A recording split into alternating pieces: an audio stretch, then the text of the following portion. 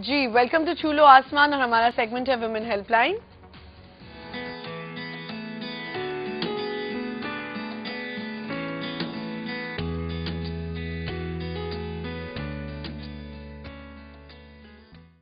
और मेरी प्यारी सी एडवोकेट शुमाइला मेरे साथ बैठी हुई है। अस्सलाम वालेकुम शुमाइला, क्या हाल है? सलाम। प्यारी सी आमना, मैं बिल्कुल शुमाइला बहुत बिजी रहती हैं माशाल्लाह, ऊपर भी देख रही होती हैं टीवी वन का शो जो है हमारा मुस्कुराती मॉर्निंग, और फिर थोड़ा सा टाइम निकाल के बेचारी यहाँ आ जाती है। आमना की मोहब्बत में दौड़ी चली आती। नहीं मेरी नहीं, वैसे मैं आपको सच बताऊं, आपको जितना व्यूअर्स पसंद करते हैं शुमाइला, आई थिंक वो भी एक मोहब्बत है।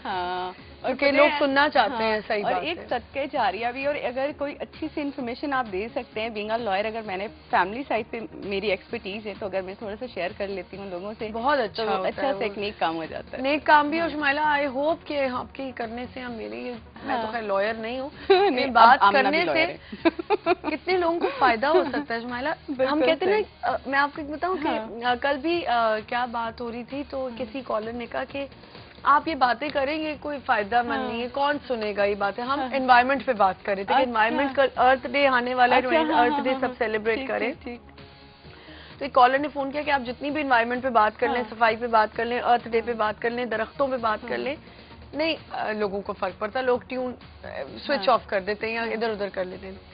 मैंने सिर्फ ये सोचा, हाँ शायद मैं भी अपने आप को रखूं, अगर टीवी के सामने बैठी हूँ एक व्यूअर की तरह पे अपने आप को अगर पेश कर रही हूँ, तो मैं कितनी देर देख लूंगी, मैं भी कहूंगी हाँ यार इन चीजों का फायदा क्या, मैं सुनूंगी जरूर, क्योंकि मैं इस बात को समझती हूँ कि एनवायरनमेंट, क्योंकि मैं इससे अपने आप को कनेक्ट कर सकती हूँ कि सफाई कितनी जरूरी है। बिल्कुल। जिन लोगों को नहीं है इंटरेस्ट, लेकिन शायद कहीं ना कहीं हमारी एक बात उस पूरे 2 घंटे के शो में शायद एक बात किसी को क्लिक कर जाए, और वो शायद उसकी जिंदगी थोड़ी सी बदल जाए, उसकी भी, और जो सामने वाले उसकी भी बदल जाए, शायद वो किसी के लिए बेहतरी कर सके।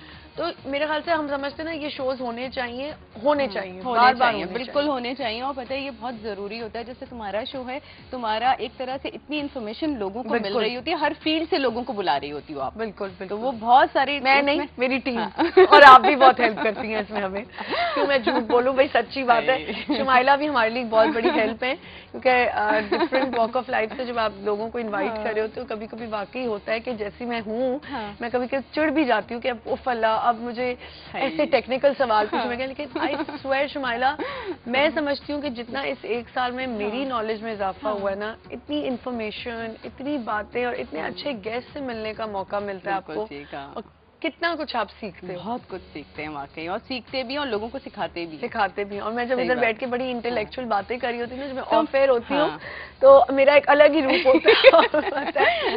तुम डॉक्टर भी बन चुकी हो, लॉयर भी बन चुकी हो, मैं पता नहीं, भी बन मैच मेकर, लॉयर, वो तो अभी किसी ने कहा ना, हमना का फेवरेट टॉपिक है शादी, वो बहुत पसंद है। नहीं मुझे, मैं उसमें बड़ी अच्छी बातें करती हूँ। शादियां कराने का किसी जमाने में बड़ा शौक होता था। नहीं मुझे कराने का बिल्कुल शौक नहीं है, मेरी जो फील्ड है उसमें शादियां कराने के बजाय तोड़वाने का आपका काम है। लेकिन मैं आपको बताऊं, करवाने का मुझे कोई शौक नहीं, लेकिन इस पे जो लोग इस पे शादी तो कर लेते हैं, लेकिन उनको टर्म्स नहीं पता होते कि आप किन टर्म्स पे शादी करें, और यहाँ पे किंग बन जाते हैं मियाँ, और बीवियाँ, वो कह रहा था ना अभी के शहजादी समझते हैं आप किसी को अपना, हारिस कहते हैं कि आप जो अपने सपनों का शहजादी और शहजादा समझते हैं, मैंने कहा सपनों की शहजादी पर जब आती है वो कनीज बन जाती है, वाकई, और शहजादा जो होता है वो किंग बन जाता है। लड़कियों का एक ये भी कहना होता है, और मेजोरिटी लड़कियां आपको, मैं आप कोई भी हो, किसी भी फील्ड से हो, ये कहते हुए आप हमेशा सुनेंगे लड़कियों को कि वो ये कहती हैं कि जी शादी से पहले तो वाकई बहुत नखरे भी उठाए जाते थे और बहुत अच्छे तरीके से बिहेव होता था, लेकिन जब हम शादी हो के गए और हमारे साथ इश्यूज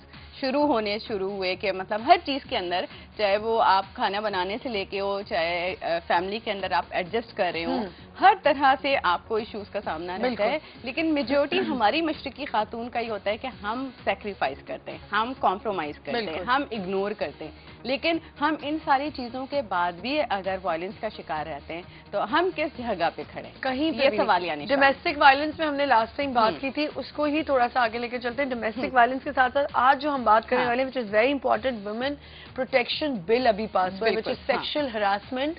जब आप कहीं वर्किंग उस पे होते, डॉक्टर फौजिया आई थी, अगर आपको याद हो, डॉक्टर फौजिया साहब बड़ा अच्छा शो था, जिनकी बुक है वर्किंग विद शार्क्स, उन्होंने मुझे बुक दी थी, और आप यकीन करें शुमाइला, मैंने आधी बुक पढ़ी और मैं यूं हिल गई थी कि वाकई आप जब वर्किंग प्लेसेस पे आपके हम साथ लोग पता है, अल्लाह का शुक्र है, हम लोग बहुत अच्छी जगहों पे बहुत काम कर रहे हैं, प्रोटेक्शन में हम लोग प्रोटेक्शन में है यहाँ पे।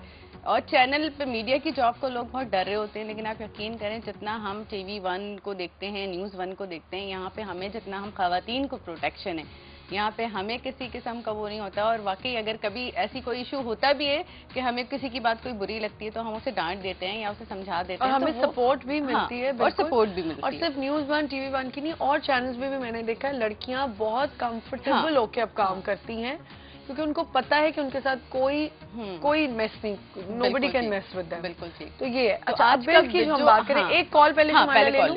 अस्सलाम वालेकुम जी, डॉक्टर अनवर जहीर बात कर रहा हूँ। जी, क्या हाल है डॉक्टर साहब? बहुत शुक्रिया जी, बहुत शुक्रिया। आज चूंकि आपके यहाँ एडवोकेट मौजूद हैं हाई कोर्ट की, और एक चीज मैं आपसे अर्ज करूँ, चाहे वो डोमेस्टिक वायलेंस हो या विमेन प्रोटेक्शन बिल हो, देखिए 4 चीजें जो हैं वो बहुत जरूरी हैं अगर आप अपने एक्सपेडाइट करना चाहते हैं जुडिफिकेशन को। पहली चीज जो आ जाती है वो है प्रोसिक्यूशन, इन्वेस्टिगेशन, लॉयर, और फिर आखिर में जज आता है। जब तक हम अपनी इन 3 चीजों को मजबूत नहीं करेंगे, जिसमें 2 बहुत ही प्राइम है, वो है आपका प्रोसिक्यूशन और इन्वेस्टिगेशन। अगर प्रोसिक्यूशन और इन्वेस्टिगेशन फर्म उसके ऊपर खतूत के ऊपर की जाए, तो फिर जब लॉयर के पास केस जाएगा तो उसको रिव्यू करने में बहुत आसानी होगी, क्योंकि उसके पास सारी चीजें मौजूद होंगी, फैक्ट्स और फाइंडिंग्स।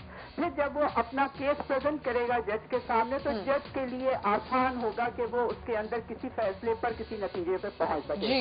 ये देखिए, ग्रास रूट लेवल पर जाकर इसके अंदर एक रेवोल्यूशन की जरूरत है। हमारे यहाँ जब तक एक निजाम की तब्दीली नहीं होगी, सारी दुनिया के अंदर आप जाकर देखिए कि दुनिया कहाँ है और हम कहाँ हैं। डॉक्टर साहब, निजाम बन भी जाता है तो वही मैं और शुमाइला हमेशा बात कर रहे थे, उसको इम्प्लीमेंट नहीं किया जा रहा होता। लेजिस्लेशन करना कोई बड़ी बात नहीं है, असल चीज होती है इम्प्लीमेंटेशन की। जब तक आप एक चीज को फर्म बुनियादों पे, कॉन्क्रीट बुनियादों पे लेके आगे की तरफ नहीं जाएंगे, उस वक्त तक एक्सपेडाइट नहीं होगा, बल्कि नंबर ऑफ केसेस बढ़ते रहेंगे। नंबर ऑफ केसेस को मिनिमाइज करने का ये तरीका है कि आप तमाम चीजों को अकॉर्डिंगली ट्रीट करें, ताकि वो जल्द से जल्द अपने अंजाम को पहुंचे। हमारे यहाँ वायलेंस क्यों बढ़ रहा है? हमारे यहाँ जो प्रोसीडिंग्स होती है वो सालों चलती रहती है। एक माइनर सा केस है, उसको आप सालों अगर प्रोसीडिंग करेंगे तो what will be the end result? इसको आप कैटेगराइज करें। आप देखिए, माइनर वायलेंस, माइनर ऑफेंस क्या है, मेजर ऑफेंस क्या है, इसके अंदर आप जब आगे की तरफ सबको एनालाइज करते हुए, कैटेगराइज करते हुए बढ़ेंगे, तो फिर एक रेवोल्यूशन होगा और लोगों को इंसाफ अपनी दहलीज। Thank you so much doctor साहब, बहुत शुक्रिया आपका कॉल करने का और पार्टिसिपेट करने का इस गुफ्तगू में।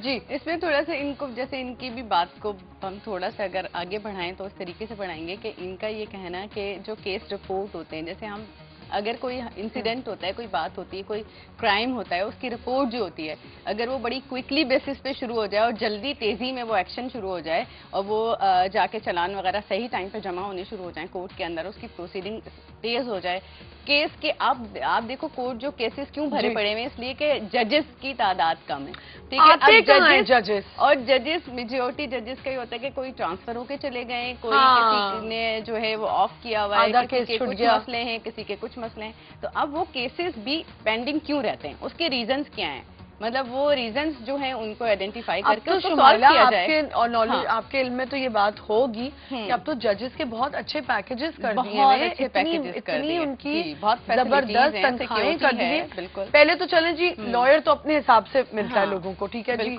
लॉयर ने तो अपनी फीस लेनी, अलग लेनी है। जजेस की तो फीसेज ही नहीं थी, पेज ही अच्छी नहीं थी, कोई इंसेंटिव ही नहीं था आने का। कौन आके यहाँ पे लड़ेगा, या कौन जज फैसला सही करेगा? नहीं आते जज भाई। जुडिशरी, सिर्फ जुडिशरी को हम लोग कहते तो रहते हैं, लेकिन हम पूरे सिस्टम को देखें ना। आपका कॉन्स्टिट्यूशन है 1973 का आइन, आप मुझे बता दें कि उसके अंदर फंडामेंटल राइट्स 199 आपका जो है, उसके अंदर आपको कितने आपके राइट्स मिल रहे हैं? आमना को कितने मिल रहे हैं, मुझे कितने मिल रहे हैं, या आप सबको कितने मिल रहे हैं? हमें हमारे राइट्स वो मिल ही नहीं रहे जो उसमें लिखे हुए। आप बेसिक राइट्स दे दें ना हमें, अब हमें फूड दे दें, आप हमें मेडिकल दे दें, आप हमें एजुकेशन, ये 3 राइट्स अगर बेसिक्स राइट्स हैं हमारे, ये अब हमें नहीं मिल रहे होते यार। हम स्कूलिंग की बात करते हैं, हम आए दिन आप देखें न्यूज चैनल्स पे देखते हैं कितने स्कूल्स हैं जिन्हें हम रिपोर्ट कर रहे होते हैं, जिसके अंदर भैंसें और गायें और बकरियां पल रही हैं। बिल्कुल। कितने हॉस्पिटल्स हैं जिनका निजाम धर्म भरम हुआ है। मतलब आप कोई सिस्टम, अगर आप पूरा सिस्टम सही करें तो वो जाहिर है जो स्टेट है वो रिस्पॉन्सिबल है, तो स्टेट को पहले ठीक करें, जो स्टेट पे जो रिस्पॉन्सिबल पर्सन हैं उनको ठीक करें फिर। बिल्कुल ठीक है, हम अपने टॉपिक पे आ जाते हैं। हाँ बिल्कुल, हम लोग बात करें हो जाते हैं प्रोटेक्शन पे। अच्छा, हम बात कर रहे थे protection against harassment of women at work place. Bill was signed by president Asif Ali Zardari on March 2010। इसके अंदर जो 3 साल की पनिशमेंट है और 5 लाख जुर्माना है। अच्छा, अब मैं बिल का थोड़ा सा एक्सप्लेन करती हूँ। जो आसिफ अली जरदारी साहब का ये बिल साइन किया गया था 2010 का, जिसके अंदर वर्क प्लेस हरासमेंट पे हम बात कर रहे हैं, और जो भी खवातीन जिन जगहों पे वो काम कर रही हैं, चाहे उनकी जगह फैक्ट्री काम करने की हो, चाहे वो लॉयर हो, चाहे वो डॉक्टर हो, चाहे वो किसी भी टाइप की जॉब कर रही हो, जिन जॉब्स के अंदर आदमी और खवातीन दोनों मिलकर काम कर रहे होते हैं, उन खवातीन को वहाँ पे किन किन इशूज का सामना होता है। सबसे पहले जो एक बेसिक चीज अगर हम समझ लें ना, एडिशन ये करूंगी कि हमारे यहाँ जो कॉन्सेप्ट होते हैं कि जी सिर्फ हमारे मुल्क में ये चीज हो रही है। हाँ, आप सोचिए जिन्होंने वो बुक लिखी है डॉक्टर फौजिया, वो यूएन में काम कर रही थी, और जिनके यूनाइटेड नेशन में, हाँ, और जिन्होंने उनके साथ किया था, ही इज अ ब्रिटिश। आप ये भी तो सोचिए, मतलब अगर आप पढ़ाई की बात करते हैं या वास्ट नॉलेज की बात करते हैं या बहुत ज्यादा एजुकेटेड होने की बात करते हैं, ये एक ऐसी चीज है जिसमें आदमी एजुकेशन अपनी खो बैठता है। बिल्कुल सही बात है। और अगर हम थोड़ा सा इधर एक्सप्लेन करें ना हरासमेंट को, तो what is gender discrimination and sexual harassment. ठीक है, हम सबसे पहले करेंगे व्हाट इज जेंडर डिस्क्रिमिनेशन है। जेंडर डिस्क्रिमिनेशन क्या होती है? जब आप जिस जगह जॉब कर रहे होते हो, बहुत कैपेबल, बहुत वो खवातीन होती हैं जो कि हाईली एजुकेटेड खवातीन होती हैं, लेकिन उनको ये समझा जाता है कि खवातीन जो होती हैं वो किसी भी अच्छी पोस्ट के लिए नहीं है। बिल्कुल ठीक है, इसलिए उनको उनकी एजुकेशन के अकॉर्डिंग जॉब नहीं दी जाती, और उन लोगों को, उन आदमियों को दे दी जाती है जो कि काबिल ही नहीं होते, जो कि काबिल नहीं होते। और औरत को इसलिए नहीं दी जाती क्योंकि अच्छा अब हम औरत के नीचे काम करेंगे, हम औरत के नीचे काम। बिल्कुल सही, ये चीज मैं बाकी कहने वाली थी, एडवोकेट आमना ने बता दिया। यही होता है, आप देख लें, मैं बता रही हूँ आपको, अगर एक लड़की सीईओ बन जाती है, ये जेंडर डिस्क्रिमिनेशन हो गया। घर में है तो घर में भी जेंडर डिस्क्रिमिनेशन। आप स्कूल कॉलेज में, ब्रेक का वक्त हो गया है, एक छोटे सा ब्रेक लेते हैं। बहुत इंटरेस्टिंग टॉपिक है। प्लीज वर्किंग लेडीज अगर हमें इस ऑफिसेज में बैठ के देख रही हैं, कॉल करें और अपने एक्सपीरियंसेस हमसे शेयर करें। ये प्लेटफॉर्म आप ही के लिए, यहाँ आप कॉल करें ताकि हमें अपने एक्सपीरियंसेस बताएं, ताकि जो आने वाले लोग हैं, जो आना चाहती हैं लड़कियां, काम करना चाहती हैं, उनको पहले से अवेयरनेस हो कि हमने अपने आप को कैसे लेके चलना है एक वर्किंग प्लेस पे। छोटा सा break, will be right back.